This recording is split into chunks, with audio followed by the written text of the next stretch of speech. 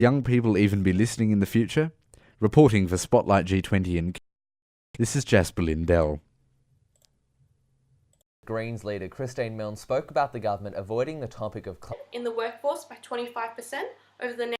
Now, Anthony, Mr. Abbott has also announced that China will be the host for the G20 in 2016.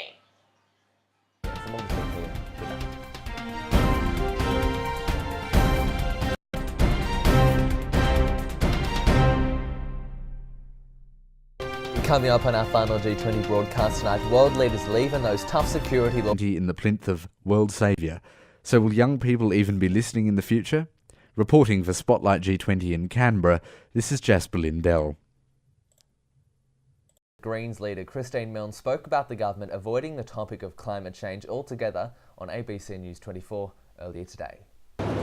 As much as Tony Abbott tries to ignore global warming, Mother Nature herself has taken matters in hand, and they're having a sweltering day in Brisbane to draw attention to the fact that we are going to suffer extreme weather events in this country, particularly heat waves. But more particularly, we have global leaders, President Obama, David Cameron, all of them here. You have to deal with the risk. Queensland Police say they couldn't be happier with how protesters behaved over the weekend, and they want to thank the public for their response to the G20. All the barricades will be taken down overnight so Brisbane residents can get back to their normal work in rush hour. Lack of recognition of Aboriginal land rights at the G20. Mick Hubert reports. Protesters have burnt a flag of Australia in Brisbane.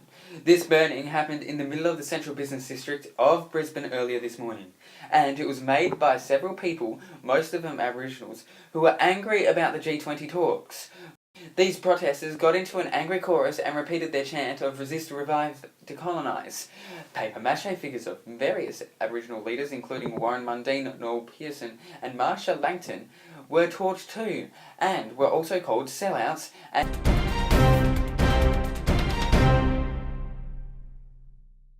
coming up on our final G20 broadcast tonight, world leaders leave and those tough security laws.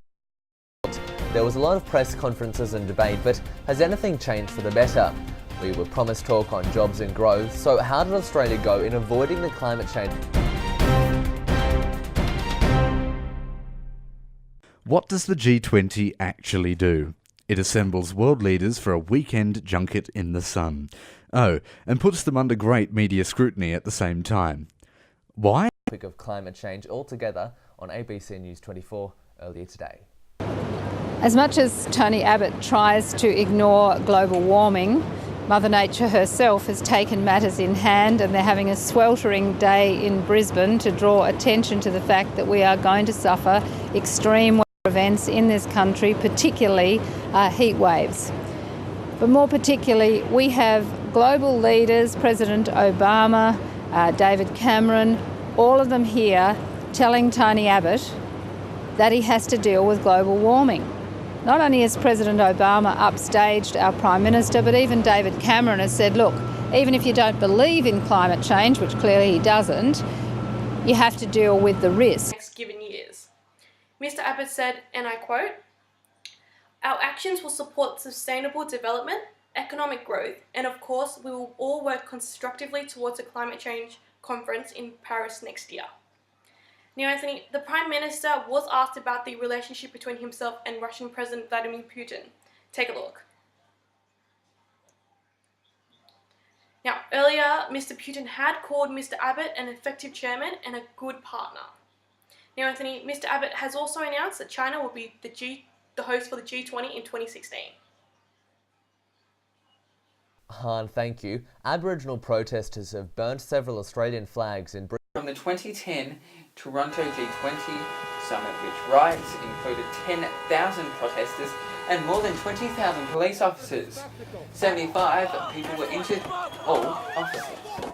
And that's all we've got time for here at Spotlight G20. If you're still watching despite all the technical issues we've had over the past few days, thank you so much. And if you'd like to watch our other reports that we haven't been able to get to you about the G20, you can look at them now on our YouTube channel and over on our Facebook page. For the final... The Attorney General, George Brandis, and his nastily sunburnt head.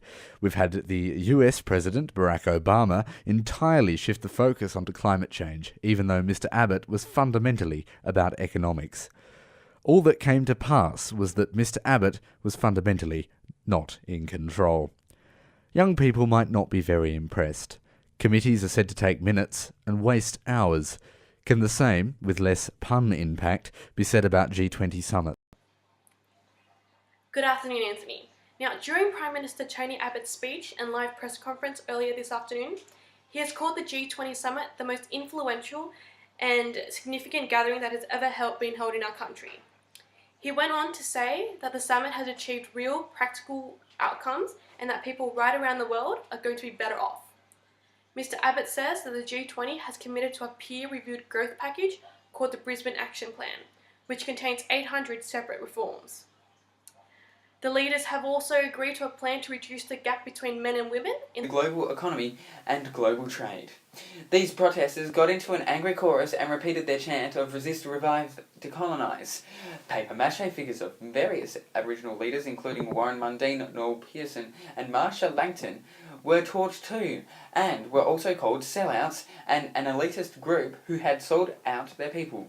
Meanwhile, Queensland Premier Campbell Newman has praised protesters as no riotous events occurred during this year's G20 Summit.